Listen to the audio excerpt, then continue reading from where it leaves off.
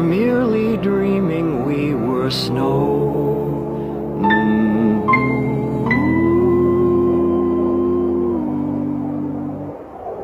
A siren sounds like the goddess who promises endless apologies of paradise. Menurut Wikipedia, Museum Kebangkitan Nasional adalah sebuah gedung yang dibangun sebagai monumen tempat lahir dan berkembangnya kesadaran nasional, dan juga ditemukannya organisasi pergerakan modern pertama kali dengan nama Budi Utomo. Sebelum menjadi museum, bangunan ini dahulunya adalah sekolah kedokteran yang didirikan oleh Belanda dengan nama School tot Opleiding van Inlandse Artsen atau Stovia. Dalam perjalanannya, gedung tersebut selalu beralih fungsi. Saat ini, Museum Kebangkitan Nasional berada dalam naungan Museum dan Cagar Budaya Kementerian Kebudayaan Republik Indonesia. Lokasi museum ini tidak jauh dari Pasar Senen, tepatnya di Jalan Abdurrahman Saleh nomor 26 di samping RSPAD Gatot Subroto, Jakarta Pusat.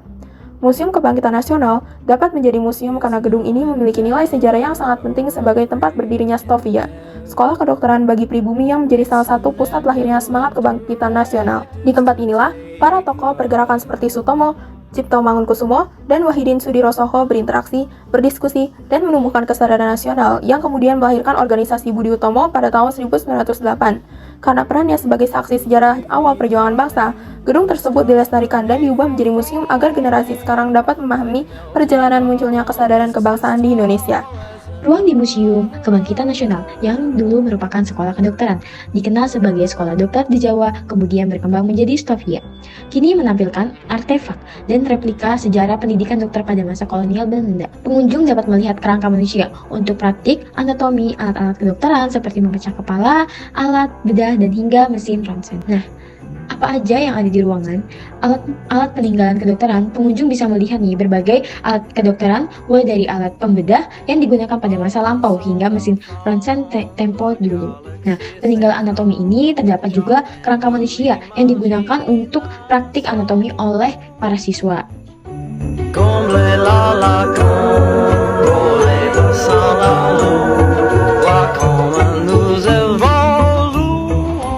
Bukti sejarah dan pendidikan itu bisa menemukan bangku-bangku perkuliahan, foto kegiatan belajar mengajar, serta ilustrasi dan menceritakan perkembangan pendidikan dokter di Indonesia dan peran para tokoh Budi Utomo.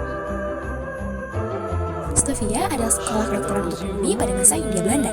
Sekolah ini menjadi tempat lahirnya banyak tokoh pergerakan nasional. Fungsi asrama Stovia adalah sebagai tempat siswa Stovia yang berasal dari berbagai daerah dan juga sebagai pusat pendidikan mahasiswa yang akhirnya melahirkan diskusi, perdebatan, dan pergerakan politik. Kehidupan di asrama Stovia sendiri adalah sangat disiplin dan diatur ketat oleh pemerintah kolonial. Peran asrama dalam kebangkitan nasional, asrama ini adalah tempat lahirnya organisasi-organisasi awal pergerakan nasional seperti Budi Utomo ataupun Perhimpunan Mahasiswa. Bangunan asrama ini menjadi bagian dari Museum Kebangkitan Nasional dan menjadi simbol lahirnya semangat perjuangan ilmiah, intelektual, dan kebangsaan.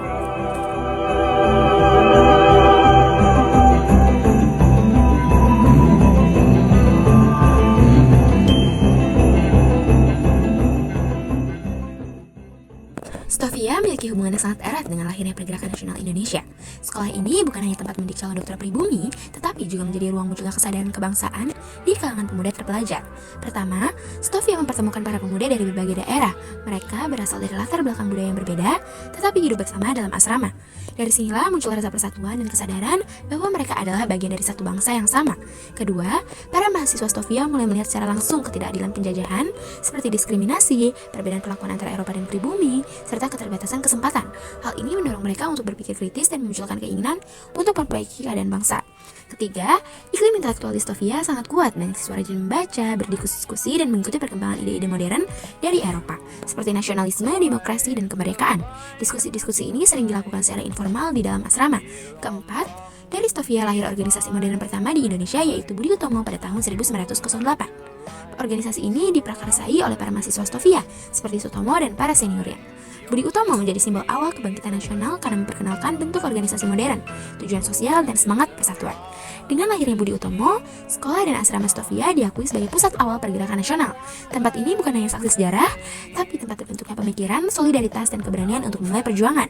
Secara singkat, Stovia berperan sebagai pertama, tempat bertemunya pemuda terpelajar, yang kedua, ruang tumbuhnya ide-ide nasionalisme, yang ketiga, pusat penyadaran terhadap ketidakadilan kolonial, dan yang keempat, lokasi lahirnya organisasi pergerakan pertama.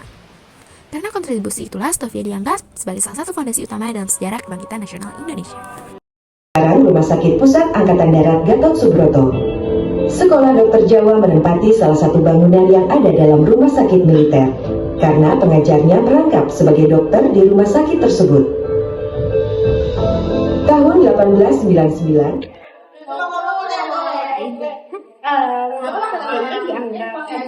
sejarah kebangkitan nasional karena terdiri dari Budi Utomo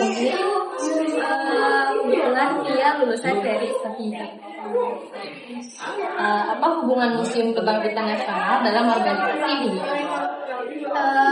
Disinilah akan berdirinya Budi Utomo pada saat itu.